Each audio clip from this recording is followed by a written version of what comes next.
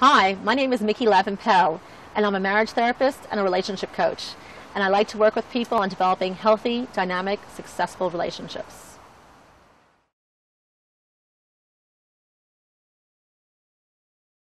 In today's episode, I'm going to talk about what it is that's stopping us from getting into a relationship. Lots of people think they haven't got into a relationship yet because they just haven't found the right one. Other people think, well, I hardly ever get any dates, so how am I supposed to get married? And what lots of people don't realize is that there are actual feelings that prevent them from getting into a relationship.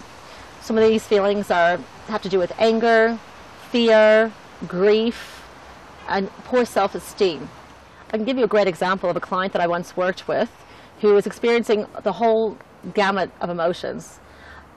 He was a very successful businessman and athlete. And he's the sort of person that you would look at and you'd say, I don't understand why this guy isn't in a relationship, because he seems like the ultimate guy that would be. When I got to work with him and I got to know him better, what I discovered was when he was only 12 years old, his father died in his arms.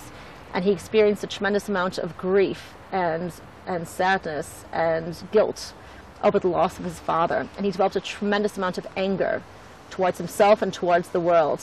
And this was something that really blocked him from believing in himself, believing that he was worthy of being in a relationship and that he should be in a relationship with someone who treated him well. And when I did his dating history with him, we discovered that he was dating all these women who treated him really badly. So no wonder he wasn't able to really get into a successful relationship and move it forward.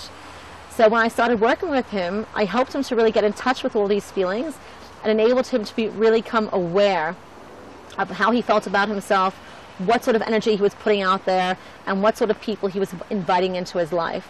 And once he became aware of all this stuff, he was then able to turn it all around and invite a wonderful woman into his life. And he just called me recently and told me he got married about a year ago and that he's really, really happy. And this could happen to you as well. As long as you're able to really get in touch with and understand what it is that's blocking you from getting into a relationship, you could work with it and push through.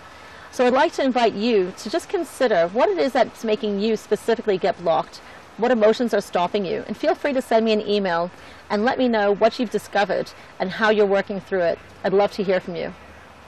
I hope this video gave you some insight into what some of your own relationship issues are. If you need any further help, feel free to be in touch.